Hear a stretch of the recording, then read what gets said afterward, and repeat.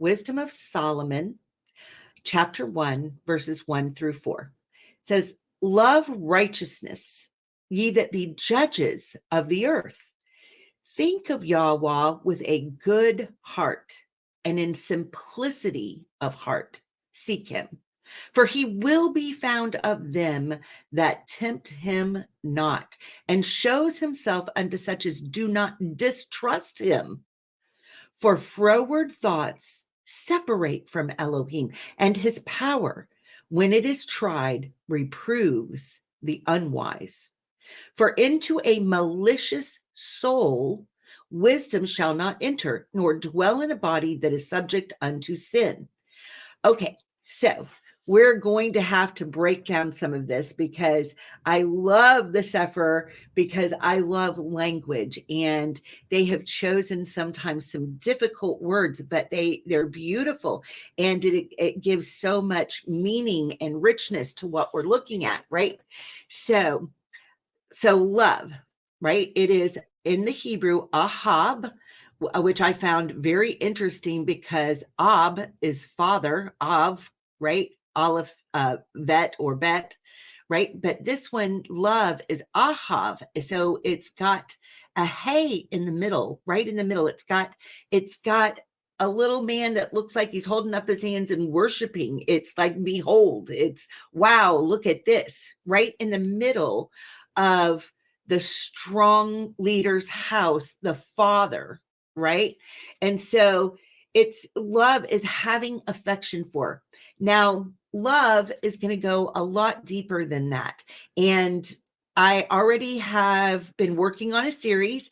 I hope to do it on several mornings this week. I'm going to try to maybe pre-record some and get them to play at like 9:30 EST, just like I used to do shows like that. I'm going to try to get back to that. And so one of the first things that we're going to be looking at is the fruit of the Spirit. And so there's going to be a whole series on what that is. And so we're going to dive deep into the word love. Hi, Carrie. Welcome and shalom. Okay. So righteousness. So it's saying love righteousness. And I mean, when I'm looking at that, I just go right there. Who is righteous? Who is righteousness itself? Well, that is Yeshua. So for me, I'm going to love Yeshua, right? So righteousness, the root is Zadok. Okay. And so you can see, I've got it there in the pictograph. We've got a Zadi, a Dalet, and a Kuf. Okay. And what is it? Righteousness. It's justice, vindication. It's a just cause is being given its proper place. It's being honored, right? It's righteousness. Okay. So judges, love righteousness, ye that be judges. Well, who are the judges? Well, I thought this one was interesting. The word is palal, right? And it means those who intercede through prayer, right? Through prayer. And so I'm going to be digging into all of this in a big way on the series that's coming up, but I wanted to just kind of get some foundation going right now. So the word is palal, right? It's a primitive root Hebrew word. It's got a peh, it's got the mouth, right? And it's got a lamed and a lamed. So that lamed is the shepherd's staff. So what's it saying? That through prayer, proper prayer, it's trying to tell us as a judge of the earth is speaking with the shepherd's authority, right? Speaking into a situation, speaking life into situations, right? And so we have a position, right? And he's telling us, if you want to do this properly, you've got to love righteousness so that you can speak properly into the situations that I have appointed you to be judge over through your intercession, right? Just thought that was fabulous when I got to see that in the pictographs. So love righteousness, ye that be judges of the earth. Think of Yahuah with a good heart, and in simplicity of heart seek him. So what is it to have it in simplicity of heart? Now I had to, do some Greek and Hebrew equivalents and read definitions to come up with what I found. But what I believe the Hebrew root word would be for simplicity is tamam, right? And that is a tav, a mem, and a mem. And it means to be completely crossed over, okay? To have sincerity without having a self-seeking within you, right? But to have his, what he wants in mind, right? Not like forgetting myself and my needs, but throwing myself into my faith, right? And living in a different realm. You know, I believe that we're about to experience on this earth a rending of the veil, that we're going to see things that cause men's hearts to fail them for fear. Yah has to have us grounded and secure so that we can truly be his light on the earth, right? Totally, yes, Bethany, totally set apart to where we really understand that this is not our home, that his kingdom is our home, and that we have a job to do. You know, this is the most incredible time on the earth. There's never been a time like this, like it is, and things are converging, right, to a tipping point. And if this is a time on earth like never before, Bill Cloud, one of my favorite Torah teachers, says perhaps it's time for there to be a people like there have never been on earth before, right? This people of faith that really believe with all their heart, all their mind, all their soul, that are walking in the kingdom. You know, I know that we've still got to deal with stuff here, but it's a mindset, it's an attitude, it's resolve, right? It's what we were looking at. So the simplicity of heart is completely crossed over. It's, I am throwing myself into the arms of Yah for all my needs, and I trust him implicitly with everything that I am facing. Okay. So I love that in the pictograph, I'm looking at it. Okay. So what I see is I've got a tav, a mem, and a mem. So we know that that tav is all about the covenantal sign, right? It's a covenantal sign, just like the Shabbat is a covenantal sign. His feast are a covenantal sign, right? And so we've got this tav in this word, and this tav is over double waters. Now, I found that very interesting because we know that the waters are representative of the nations, right? What's happening in the world system, the nations raging. They're always compared to the waters, right? But then there's another water. There's an internal water, right? So if his covenant is ruling over the waters in me, right? My waters, then, and I can trust that his covenant is going to rule over any waters and wildness and chaos coming from the nations, because his plan for my life is going to prevail. I'm in covenant with him, right?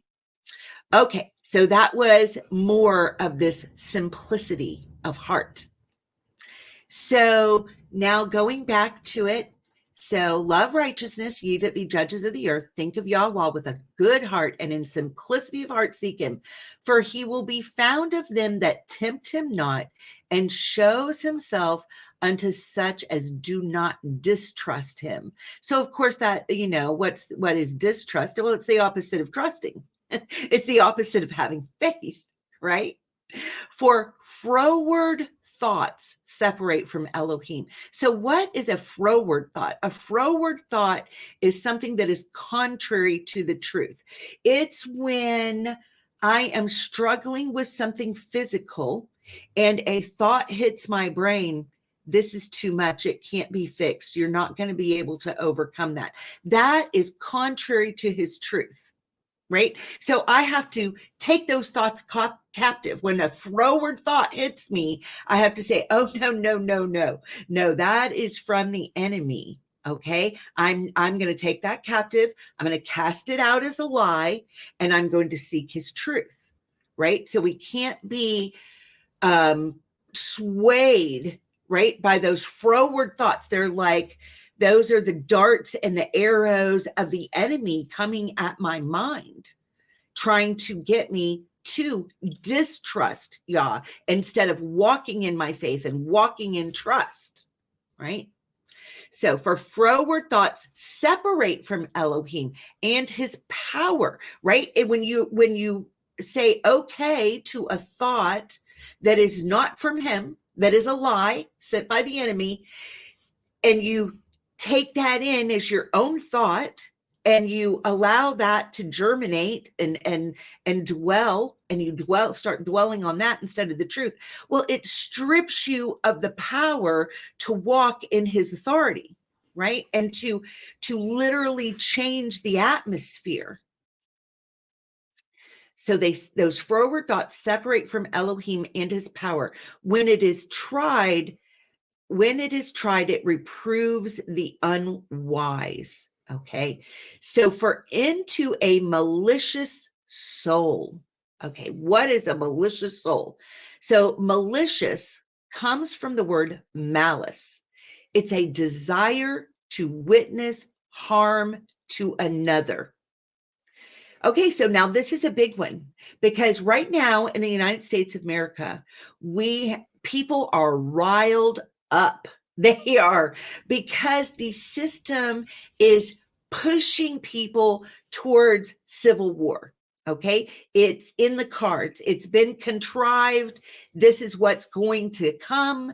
It is going to happen in this nation, to where neighbor rises up against neighbor. It's the programming, it's the broadcasting of seed through that Black Mirror box that's in all of our homes, right? This is what newscasting is. They are broadcasting what they want you to behave like. It is control, it's manipulation, it's the tyrants setting people up, and so many will be drawn into this. Okay, we've got to be ready for that emotionally, mentally, but most of all, spiritually. And it doesn't hurt to be ready physically as much as you can. But the biggest preparation is to know the truth, right?